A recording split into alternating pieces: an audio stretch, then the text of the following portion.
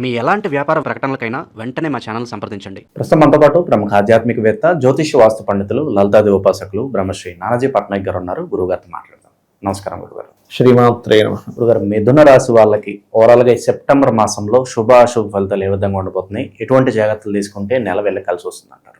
మిథునం వారికి కనుక చూసుకుంటే ప్రజెంట్ లగ్నంలో కుజుడు ఉన్నాడు. ఈ కుజుడు 19వ తేదీ వరకు ఉంటాడు. దాని తర్వాత 2వ స్థానంలో ఉండే గురువుతో కనెక్ట్ అయ్యి నీచభంగ రాజయోగాన్ని పొందుతున్నాడు ఆ కుజుడు. అంటే 6th and 11th lord. So 3లో ఏమో రవి బుధులు కేతు ఉన్నారు.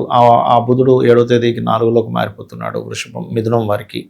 అండ్ 4లో నీచపడిలో ఉన్న శుక్రుడు పంచమంలోకి వెళ్తున్నాడు. అండ్ భాగ్యంలో రాహు, దశమంలో వక్రించిన శని. ఇక చంద్రుడు అయితే 27 స్టార్స్లో మొత్తం 12 రాసులు తిరుగుతాడు.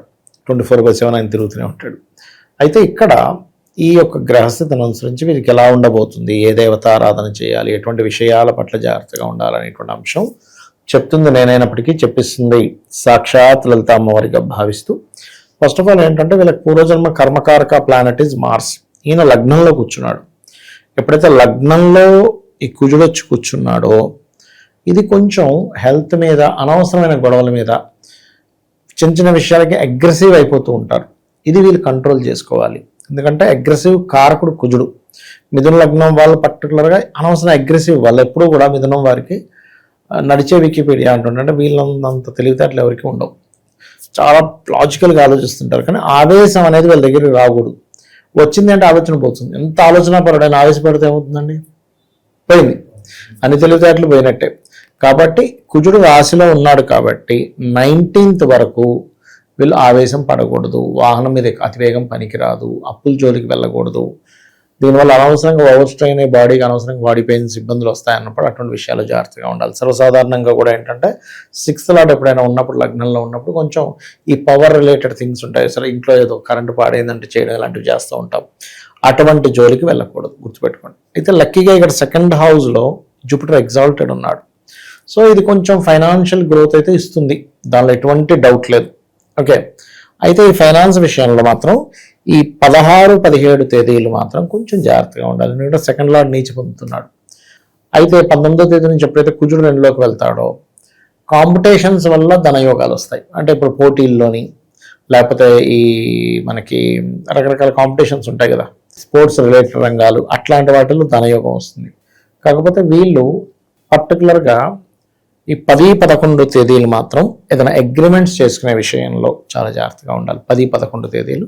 ఈ నెలంతా కూడా వీలైనంత మటుకు 17వ తేదీ వరకు, అంటే అసలు నన్ను అడిగితే 3లో కేతు ఉన్నందుకు అగ్రిమెంట్స్ విషయంలో 1-4 సార్లు క్షుణ్ణంగా పరిశీలన చేసి చేయాలి.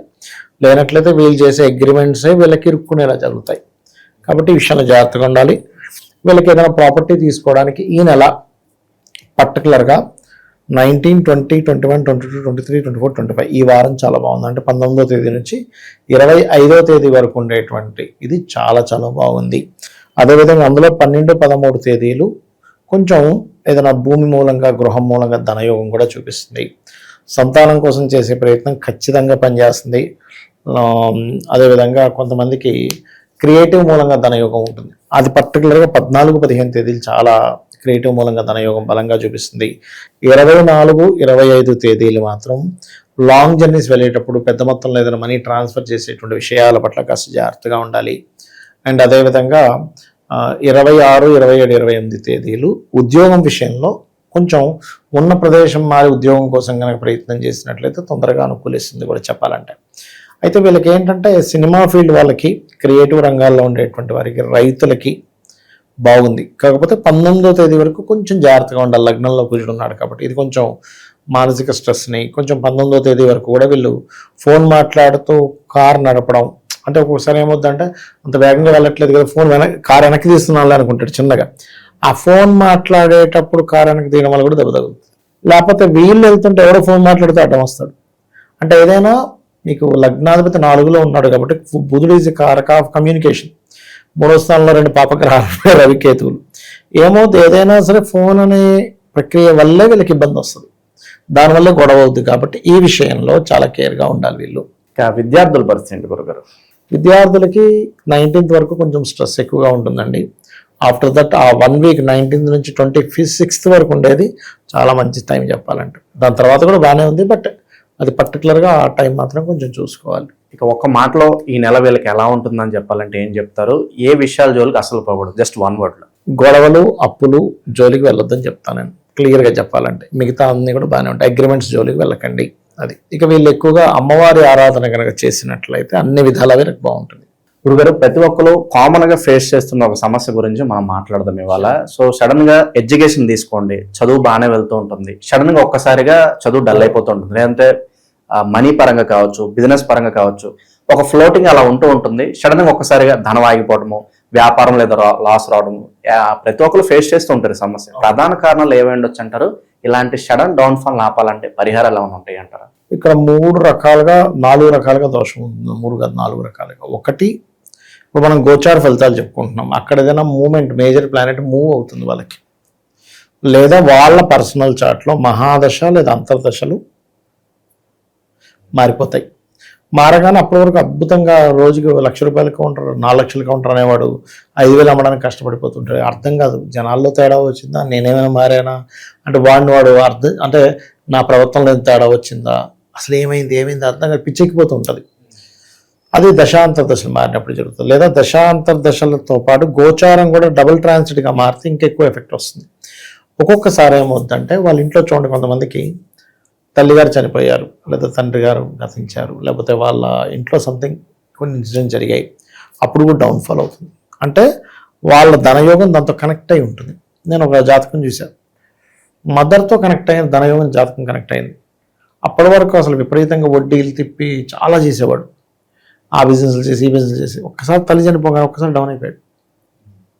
ఏమైందంటే ఏమో సార్ నాకు అర్థం కావట్లేదు, ఏం చేయలేకపోతున్నా అన్నాడు. అంటే ధనం ఒక్కోసారి తల్లి ద్వారా, కొంతమందికి భార్య ద్వారా, కొంతమందికి సంతానం ద్వారా అట్లా ఉంటూ ఉంటుంది. అలా వాళ్ళు మిస్ అయినప్పుడు కూడా మిస్ అవుతాయి. అది తాత్కాలికమైన, తర్వాత మళ్ళీ సెట్ అవుతుంది స్లోగా. అప్పుడు ఏం చేయాలి? ఏ గ్రహం ద్వారా అయితే అది ఏర్పడిందో దాన్ని వీళ్ళు సెట్ చేసుకోవాలి. ఇంకొక విషయం ఏంటంటే, ఇవన్నీ ఒక ఎత్తు అయితే కొంతమంది తెలియక ఇల్లు మారినప్పుడు మారిపోతాయి. చూడండి, గమనించండి కావాలంటే. ఇల్లు మారేమో సార్, అక్కడి నుంచి నాకు దరిద్రం పట్టుకుంది, కలిసి రావట్లేదు అంటాడు, లేకపోతే ఇల్లు మారినప్పటి నుంచి బాగుంది అంటాడు. అంటే ఇక్కడ కొంతమందికి ఏమవుతుందంటే, లైఫ్లో ఒక చిన్న ఇంట్లో ఉంటారు, ఓ బిజినెస్ చేస్తారు, కోట్లు కలిసి వస్తాయి, డబ్బులు వచ్చాయి కదా ఇంట్లో ఉండడం ఎందుకు, మారిపోదామని మారిపోతారు. సొంత ఇల్లైనా రెంట్ ఇల్లైనా, ఎందుకు ఇంత డబ్బులు వచ్చాక మన ఇంట్లో చిన్న సింగిల్ బెడ్రూమ్లో డబుల్ బెడ్రూమ్లో ఉండడం ఎందుకు, 4 bedroom కొనుక్కుందామని వెళ్ళిపోతారు. లక్ బాగుండి ఆ ఇల్లు వాస్తు బాగుంటాయి, అది కంటిన్యూ అవుతాం లెగసీ. దరిద్రం కొద్దీ ఆ ఇల్లు ద్వారం పాడైనా, అంటే మెయిన్ డోర్ పాడైనా, వాళ్ళకి పనికిరాని డైరెక్షన్స్లోకి, వాళ్ళకంటే వర్గు ఉంటుంది, వర్గురీత్యా ఆపోజిట్ డైరెక్షన్లోకి వెళ్ళిన, డోర్ పాడైన, లోపల మనీ ప్రొడ్యూస్ చేసేటువంటి north, south east or west దోషం ఏర్పడిన, వాళ్ళు లెట్రిన్ బాత్రూమ్ సరిగా లేకపోయినా వీళ్ళకి దోషం. ఇంకా ఆ ఇంట్లో నుంచి ఎప్పుడు బయటపడాలని ఉంటుంది. ఇన్ని సంవత్సరాలు ఇన్ని కోట్లు సంపాదించింది, ఆ ఇంటికి వెళ్ళి మొత్తం కరిగిపోతూ ఉంటుంది. అందుకని నేను చెప్పే సజెషన్ ఒకటి, ఎప్పుడైనా మీరు ఇల్లు మారేటప్పుడు, ఎందుకంటే మనకి జాతకంలో 9 గ్రహాలు, 27 నక్షత్రాలు, 12 భావాలు ఎలా ఉంటాయో, ఇంటికి కూడా 45 మంది దేవతాసురులు, పదము, ఈ పదాలు ఉంటాయి, పదం క్యాలిక్యులేషన్స్, కలర్స్, పంచభూతాలు, ఇవన్నీ ఉంటాయి.